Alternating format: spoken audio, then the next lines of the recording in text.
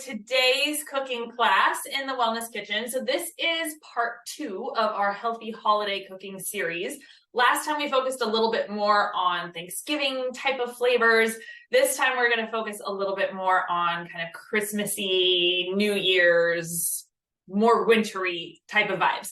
We're going to do 3 different recipes today. They will be sent out to everyone who's registered, as well as in the show notes of this recording.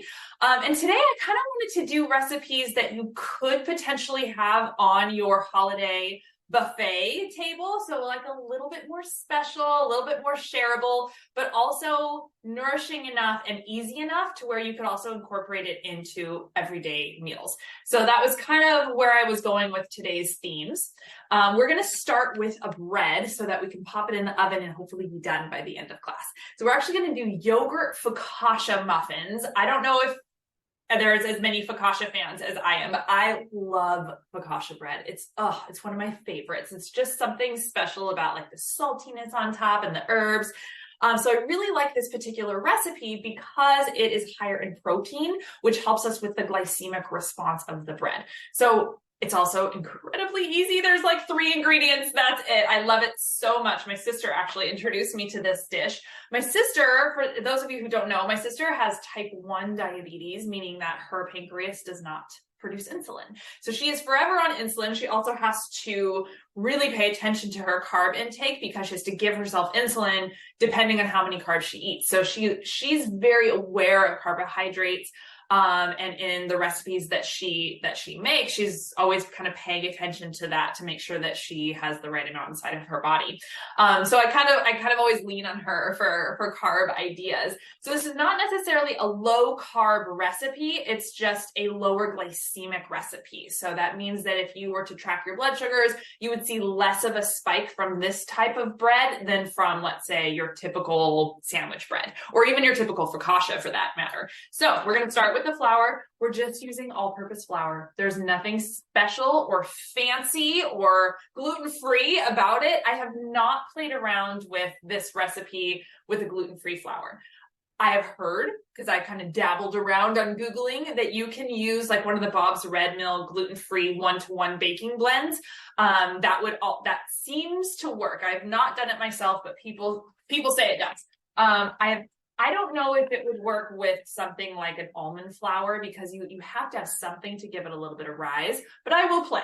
So this is just all-purpose flour. We're going to do 1 cup of all-purpose flour. You don't even need to do any sifting or anything, just 1 cup. I'm going to talk to you in a moment about the leavening or the rising of this flour. This is typical all-purpose flour. You can also find self-rising flour. If you have that, then you can eliminate the next ingredient, which is going to be baking powder. You don't need that if you have a self-rising flour. I find that self-rising flour is a little harder to find in the stores. So the answer is we give it a little bit of leavening with baking powder. And then we don't have to worry about it. Then we just have regular. But just know that if you can find self-rising flour or you have it, then you can eliminate this next step, which is baking powder. So we need to do 3 teaspoons of baking powder. I have myself a half teaspoon because my 1 teaspoon is in the dishwasher. So we're going to do 6 half teaspoons. And all this is doing, again, is helping to make sure it's not just totally flat. That's 4, 5, I'm at the bottom of my baking powder here. Just made it. There we go. And the other magic ingredient is Greek yogurt. So the yogurt is giving it that kind of softness, and the fat in the yogurt plus the gluten in the flour is going to, as it bakes, create those little kind of holes that make focaccia so light and not fluffy, but just light. You know, there's those little holes that are scattered throughout it. So I'm using Siggi's. I really like the brand Siggi's because they use grass-fed, pasture-raised cows. So you have a better quality ingredient, better for the environment. Greek yogurt is super high in protein. So now that protein is balancing out the basically lack of any other fiber from this flour because it's just white all-purpose flour. There's nothing special about it necessarily. And you know what's super easy to remember is it's another 1 cup. 1 cup flour, 1 cup yogurt. We have ourselves some bread. That's truly it. So this is, make sure it's not flavored yogurt. You don't want vanilla or anything like that in your focaccia. I also recommend either low fat or full fat, but not non-fat, because you do want a little bit of fat to help, again, create those bubbles as it bakes. That gives it those holes inside the bread. It would still work with non-fat. It'll just be a little bit flatter.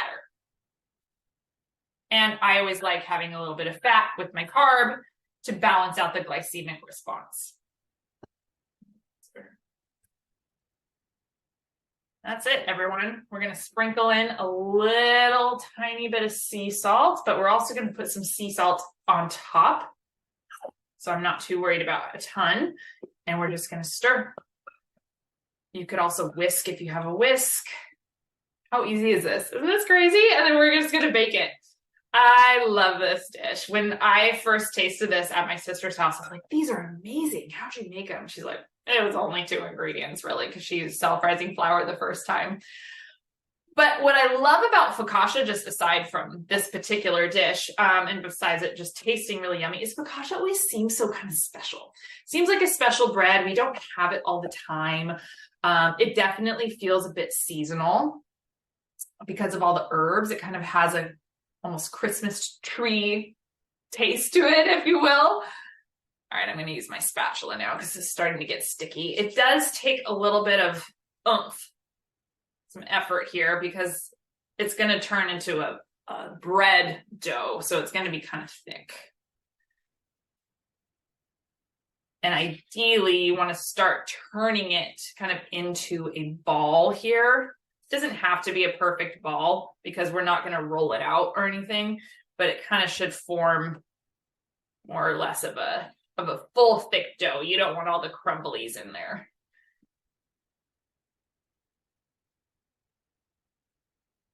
Okay, I think we're pretty good here. You can use your fingers, get in there. And the only reason I like to kind of create a bit of a ball or a sphere is because it helps make sure there's no leftover crumbles down at the bottom. Woo! Lion dough. Okay, I think we're ready. If you wanted, you could pour this into a typical square pan, which is usually how you find focaccias, in like a big rectangle, and then you cut it into slices. Because we're thinking about this being on our Christmas buffet table, I'm going to turn it into muffins, which is my favorite way of making this. Anytime I can something into bite-sized servings, I go for it. I have little kids, so that helps me to kind of just give them a little snack. But also B, it helps with portion control, especially things like bread where it's just really easy to overeat. I can just pick up my one little muffin rather than slicing off, a bigger slice than I need. And it's great for serving lots of people. You can kind of stretch one recipe to serve more people when you have little bite sizes. So this is not going to turn into muffins. It's not going to fluff up that much. It's going to be more of a flat bread. Or again, remember that it's focaccia, but we're just doing it in little bite sizes instead. And so I'm just gonna kind of take, oh, by the way, I used avocado oil spray just now. I should have told you that. This is avocado oil spray. You could use olive oil spray as well. But if you've been to my other classes, then you'll know that I don't approve necessarily of industrialized oil. So things like canola and grapeseed, they're very, very highly processed in our country, which means that they are oxidized because they're heat pressed. So you end up with more or less of an inflammatory oil, and then you cook with it with more heat and it becomes more inflammatory. So anytime we use oil, even if it's just for a spray to grease the pan, you want to make sure you're using olive, avocado, or coconut oil. And ideally, it should say on there cold pressed or expeller pressed on the container. But for the most part, you can kind of bank on avocado and olive oils being cold pressed in general. Very few places are going to heat press those things. So even if it doesn't say it, you can usually kind of count on that. So I just happen to have avocado oil spray in my house. I don't know if any of you subscribe to Thrive Market online. It's like an online grocery store, but they use like only organic and good quality ingredient products, and their store brand, their Thrive brand, actually has some really good prices on it, and they have an avocado oil spray that is fairly cheap and affordable, so I really like theirs. So that's the Thrive Market slippery sucker Thrive Market avocado oil spray. And that's just because this bread will definitely stick, and then you lose your cute little focaccia muffins. It does not have to be perfect, okay? So don't feel like you have to make it this perfect little shape in there. It will kind of rise and spread a bit as it bakes, but you do want to make sure it's not crumbly. So I have a few little crumbles down here at the bottom that I'll probably press in. I don't just want to sprinkle them because you'll end up with like flour. And your fingers will get sticky with this one. Let's see what hole needs a little bit more. Maybe this one. All right, so you just kind of press it down. You can use the back of your spatula. Again, don't worry about it being perfect. Focaccia is not a perfect bread. If you've ever made it yourself or cut slices, like they're never quite perfect. It's kind of an imperfect bread, which I like about it. But do make sure, so see how, I'm going to try and show you this one. See how this is kind of like crumbly in two pieces? You do want to make sure it's at least all kind of pushed into each other and not crumbly. So just kind of make sure that happens. Otherwise, you'll end up with just pieces of crumbly bread. All right, got that. Hold on, my hands are all sticky. Let me wash this off. If you're just jumping into class, I'm seeing people jump in right now. We're making focaccia bread. We're making focaccia muffins, actually, that are just made out of all-purpose flour and Greek yogurt and a little baking powder. That's it. That's how easy it is. Let me move these ingredients aside here. And then we're just going to add that focaccia flavor. So you could just do salt, pepper, and rosemary, which is very traditional for focaccia. I kind of like a little bit of thyme, which that's what I'm sprinkling on here. And my personal favorite secret ingredient for topping on focaccia is za'atar. So za'atar is a Mediterranean herb blend, and it has sumac, sesame seeds, and olive oil and salt in it. And it just gives it a slightly different flair, certainly not mandatory, and it's very flavorful. So you don't need much, like just a little sprinkle on each one. And you definitely want a little sea salt because that's what makes focaccia so amazing in flavor. So I have some kosher sea salt here. Yes, sea salt, is amazing as people say it is versus table salt. It has all the minerals. Table salt basically has been stripped of all of its ingredients, and then they add iodine back in, so it's iodized, versus sea salt has all of the electrolytes and minerals in it. So sea salt is really, really powerful. All right, all-purpose flour, 1 cup. Greek yogurt, 1 cup. A little bit of baking powder, a little bit of sea salt. Top it all with your focaccia toppings. We're going to put it in the oven at 350 for 20 minutes. And we have bread. We have yummy, seasonally flavorful bread to throw on the table for dinner tonight or on our little Christmas buffet. Honestly, I often will bring this when it's like a potluck type of thing, but I know someone else is doing the mains. This is a great little side that's easy for little fingers to grab or adult fingers to grab. And it just, again, looks pretty and seasonal, looks like you put a lot of effort into it, but is that, right? So into the oven it goes for 20 minutes. Boom. All right.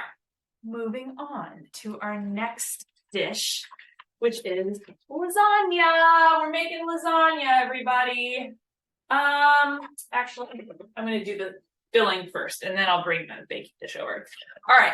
So again, today's theme, holiday flavors that we could either bring to a party, have on our holiday buffet, or just have for dinner tonight.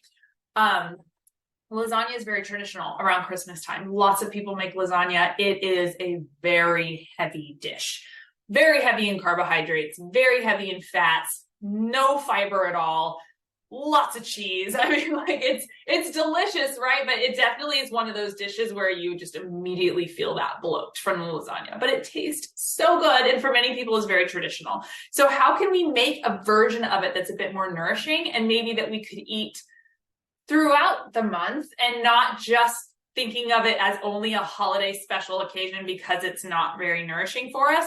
That's what I'm trying to get to, is we can eat this for dinner on a Wednesday randomly and not have it be just a special occasion dish. So we're going to make, this is actually called polenta lasagna, and I'll get to the polenta piece in a bit. But first we have to make that yummy filling, right? Oh my goodness, I just realized I left one of my yummy fillings in my refrigerator. Hang on, don't go anywhere. I need my cottage cheese.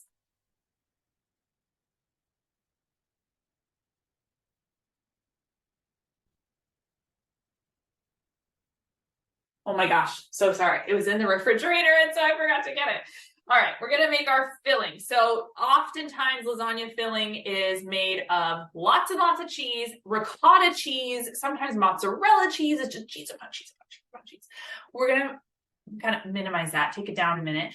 We're going to use cottage cheese. You all know how much I love my cottage cheese. I have so many videos on cottage cheese. But the reason is because it's so high in protein and so low in carbs that we get really, really good glycemic balance from it. We're not going to get a high blood sugar spike. It's filling. And yet, when we blend it up, it has that same thick, yummy texture as like a really thick, full fat ricotta. So we're in our food processor. Going to do 1 cup of cottage cheese. This dish is very, very, very forgiving. If you don't measure it all perfectly, it does not matter at all. So I just totally eyeballed that because I know there's about 2 cups in that dish. So I did about half of it.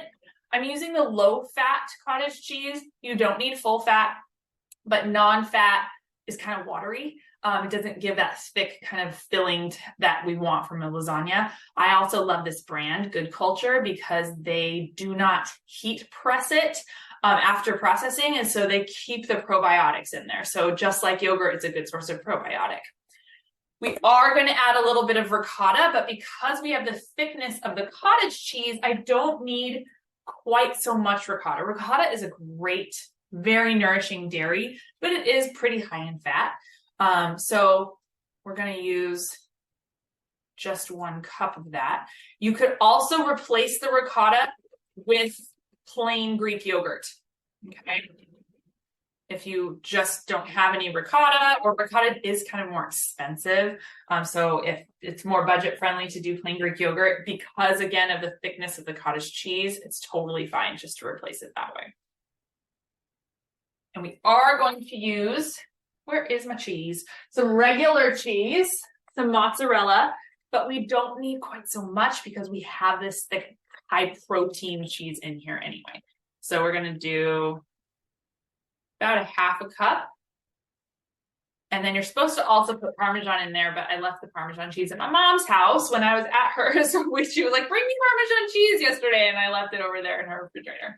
So you could do Parmesan too. What I'll probably do before I make this is sprinkle some Parmesan on top because we're making it tomorrow for dinner. I'm going to throw in a can of artichoke hearts. So now we're looking at, fiber, yay, fiber and prebiotics. Prebiotics feeds our gut bacteria, our probiotics.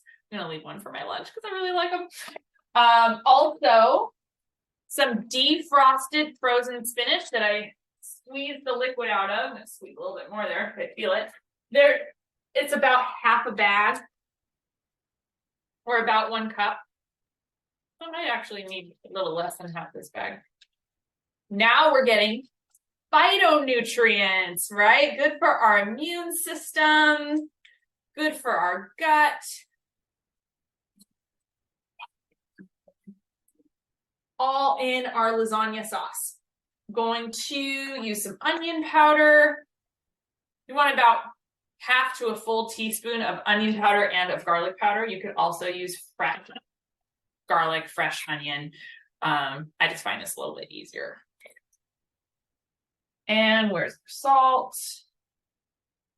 You know what's really cool about this is also garlic or onion, or what am I saying? Spinach artichoke dip right here. So we're gonna blend this up. And if you want it, you could just get some crackers and some cucumbers and some bell peppers and dip and have this super high protein, really nourishing dip that tastes great. Or you can also sprinkle it with some cheese and bake it. And then you have baked hot artichoke spinach dip. Oh my gosh, ready to go. But we're going to multi-purpose it. We're going to turn it into our lasagna. So you're just going to blend. It doesn't need to be fully pureed. It just needs to be kind of blended together. I personally like it a little chunky so I can still taste the artichoke parts.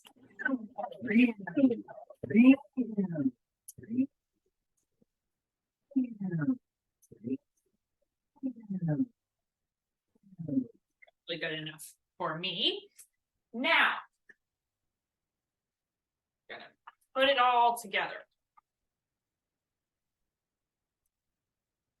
And honestly, if you have a really, really big food processor, you could just double it, have half as a dip, put the other half in your lasagna. Just saying, it's really good as dip.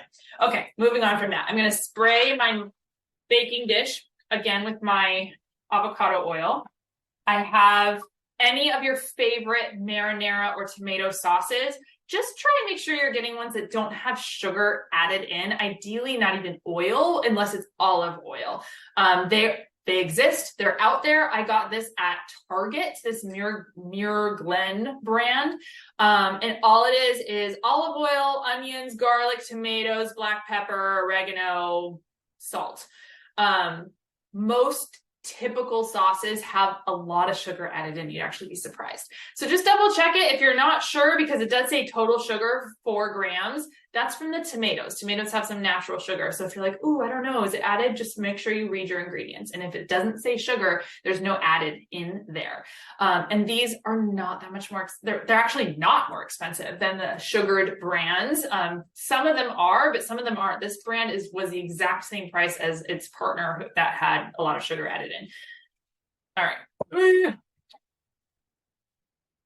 So just put a little bit of sauce down at the bottom. Sauce it up.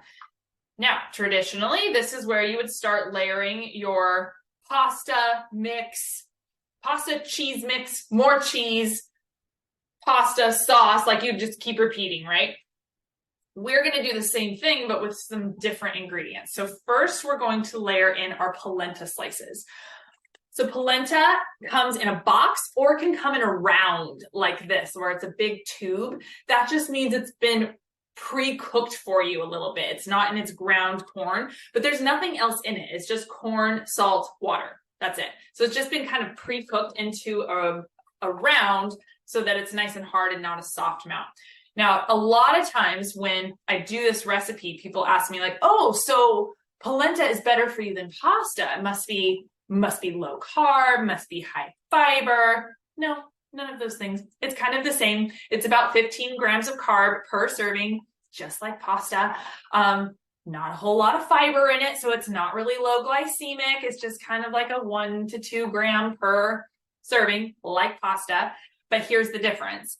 One is that it's gluten-free.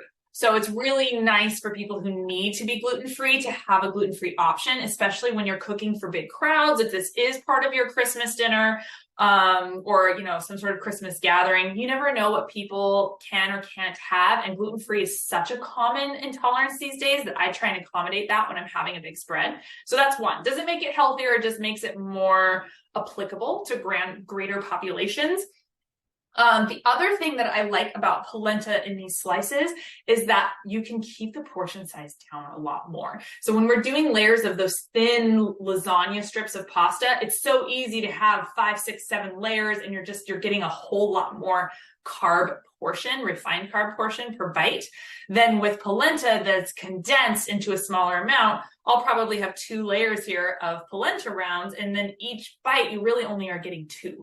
So that's why I tend to like this dish a little bit more than just typical pasta, not because polenta is any healthier than regular pasta, but because it has some side benefits to it. Okay, enough chit chat. So we're going to add some of our filling.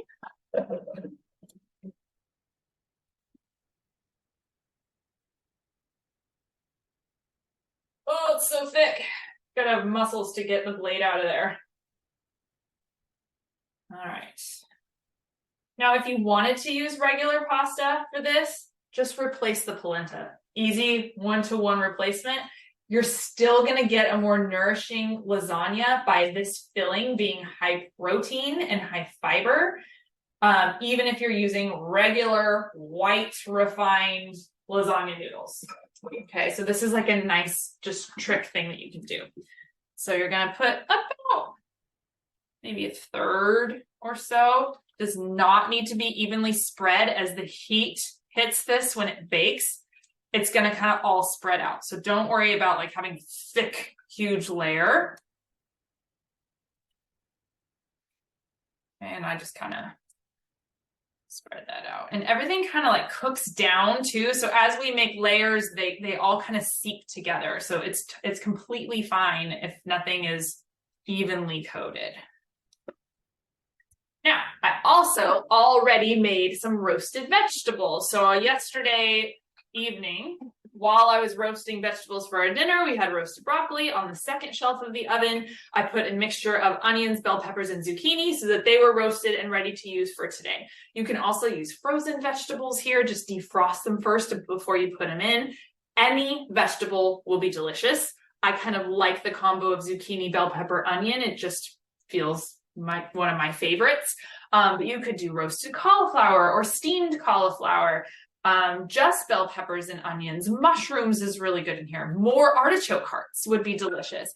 But the idea here is that we are promoting more antioxidants and more fiber by having more vegetable in our dish. And again, this is going to healthify any lasagna that you're making, whether it's regular noodles or not. Okay, so like half your roasted vegetable dish. Oftentimes I will use the Trader Joe's roasted bell peppers and onions mix, and I'll just defrost that and throw it in here. So you don't even need to do any pre-cooking necessarily. All right, now we're just gonna layer it up.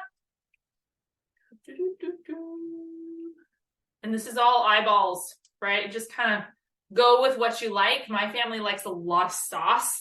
Saucy people. So if I don't have enough sauce in my lasagna and on my pizzas and in my pastas, I hear it. I hear it from them. Mostly my husband. My kids don't really care. And we're just going to put another layer here of our polenta and just use up the rest of it. So this was 2 tubes of polenta. That's going to serve 8 big servings. So if this was part of a buffet potluck type of thing, you'd be serving double that, right? Because people just tend to take like one kind of scoop. So it can serve a whole heck of a lot of people. Megan, where do you get the polenta?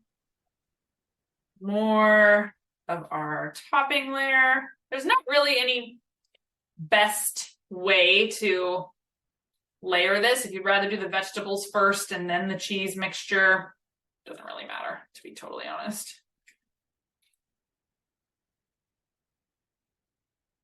And it smells good. And again, it's forgiving. If you want more garlic in here, go for it. If you like yours a whole lot chunkier, you could just hand mix this. You don't have to put it in the food processor.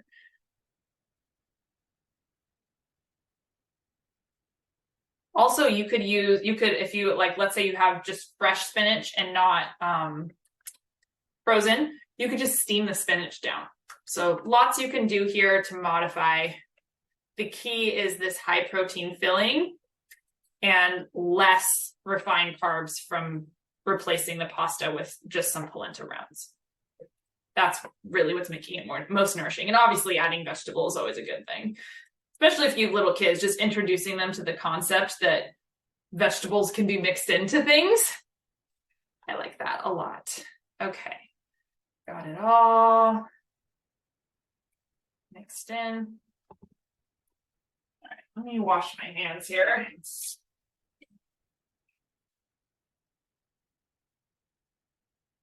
All right, we're going to finish up with our vegetables.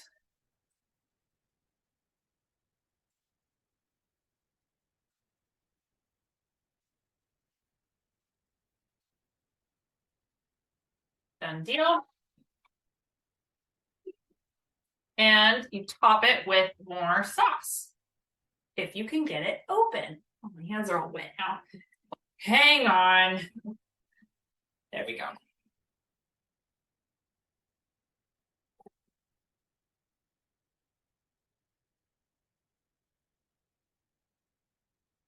And I like to kind of leave a little bit of spots throughout the top so you can kind of see the prettiness underneath. This is ready to go. This is also ready to be refrigerated. That's another reason I love this dish. Is it's so easy to prep ahead of time.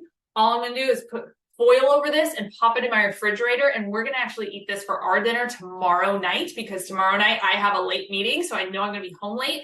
All I have to do is tell my husband, pop the lasagna in the oven. You're gonna put it in at 375 for about 20 minutes. Take the foil off, top it with some Parmesan cheese, put it back in for about 10 to 15 minutes until it bubbles, because everything's pre-cooked. So we're just looking to heat everything through and get kind of a yummy caramelized topping on the front from some cheese, or on the top with cheese, and then it's done. So this will stay in the fridge for 2 or 3 days before it, like if you wanted to pre-prep it and then pop it in the oven. So such an easy dish, really, really nourishing. Have a salad on the side, and this will serve multiple meals. Leftovers are also really good. So we'll often have for lunch for leftovers. So I'm not going to put this in the oven because we're eating ours tomorrow. But just keep in mind, you could either eat it now or put it in the refrigerator. So yay for lasagna. That's actually good for us. And then finally, we're going to do a little salad. This one's called Bedazzled Broccoli. I love that name.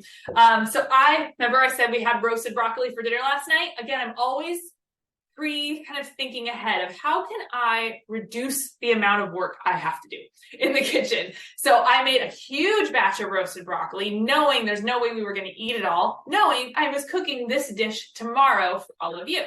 So I'm only doing 1 serving because this is going to be my lunch today, but it's also a great idea for, gosh, if you have leftovers of things, or if you're already cooking stuff and that can help you with your lunch the next day, or help you make a couple of lunches, or help you make a dish for dinner for a party, think through that. Can you just double it up? So obviously this is not a whole batch of roasted broccoli. This is like just 1 serving really. So the recipe itself calls for a whole pound of broccoli with a shallot that then you roast. So I roasted this in a little bit of liquid aminos. You could also use soy sauce. You could also use tamari, a little bit of balsamic vinegar, and olive oil or avocado oil. So it was pretty much a 2 to 1 to 1. 2 tablespoons oil, 1 tablespoon balsamic, 1 tablespoon soy sauce or aminos. Mix that all up, toss it, evenly coat it with your broccoli. If you want, get your hands in there and rub the broccoli so it's all really well coated. Some sea salt, maybe some cayenne pepper or paprika, and it was roasted at 400 for about 25 to 30 minutes. So this is my leftovers from that. And this can be a warm or a cold salad. So it's kind of good either way. It's what you prefer. So if you're going to serve it right away, you could also just get your leftovers. I'm not going to eat all this broccoli. That's a lot of broccoli. There's my roasted broccoli. Let's make our dressing. So I already juiced, we have tangerines on our tree outside. So the recipe calls for the juice of 1 orange and the zest of an orange. I just grabbed a tangerine, especially since I'm just making 1 little amount. So this is 1 tangerine with about a tablespoon of apple cider vinegar. Apple cider vinegar is really, really good for our gut. Any vinegar is really. The apple cider vinegar also has the probiotic effect. I also used a zester. If you don't have one, ask Santa to put one in your stocking, because you can zest the outside of any citrus fruit, and that brings out the essential oils of the zest, which is really high in vitamin C and helps with digestion. So anytime you can zest a citrus, you should. And so again, I already did that. Hold on, I hear our timer for our focaccia. Oh my God, they smell so good. Yum, yum, yum, yum, yum. I'll show you those in a second. We'll keep going here. All right, so I have my apple cider vinegar. We're also going to add in 2 teaspoons. Again, I'm just making 1 dish, so I'm not making a lot. But you would typically do 2 teaspoons of Dijon mustard. A little bit more oil. the apple cider vinegar, and the orange juice. And you just whisk. So see how easy it is to just make your own dressing? You really don't need to buy bottles because it's just a little bit of vinegar, Dijon mustard, and oil is your basic for any dressing. And if you were making this in the normal amount, you'd have a bigger portion here. All right, I've got my broccoli. I'm also going to add some feta cheese. Goat cheese is also really good in this. Avocado. Avocado has, in my opinion, is one of the most perfect foods because it has really great fats. So it's unsaturated fat, but it's also high in fiber, which is hard to find in a fatty food. So it's almost 5 grams of fiber per just this small little amount. So it's filling from the fat. It's got a lot of fiber. It's got antioxidants. I'm going to toss my dressing in here. So we're bedazzling our broccoli. Now, the real bedazzle is typically we want to add pomegranate seeds. The pomegranate seeds, when I went to the store, were all a little mushy. I didn't like the looks of them, so I don't have any. But they make it beautiful, and the sweet with the savory and the bitter of the broccoli is just such a great combination. And anything with pomegranate is a holiday win. So you have the green and the red. They kind of look like a Christmas tree. Definitely add the pomegranate seeds. Just for me, I'm not too concerned about it. But then the other fun topping here is our walnuts and pepitas that I pre-roasted. So I tossed our walnuts and pepitas with a little bit of date syrup, which is a lower glycemic sweetener. And we're talking, when I make the whole batch, it's like half cup of each, half cup pepitas, half cup walnuts that I toss with maybe 2 teaspoons of date syrup. And then I spray with avocado or olive oil spray, and I sprinkle with cayenne pepper and sea salt. That's it. And then you roast it at about 400 for 5 to 7 minutes, constantly tossing it. And that makes such a huge difference in the flavor boom in your mouth because the oils come out of the seed. So they all stick and they caramelize and they're just delicious. So I have that on top of my salad here. And then you do just a tiny sprinkle of chili pepper flakes and some sea salt. And it's just such a yummy lunch for today. I'm going to have this. I also have a little bit of lentil soup. So I'm having this with lentil soup. So I have my protein fiber from my soup. I have my fiber, my fat, my antioxidants in my salad. And it is just super, super tasty.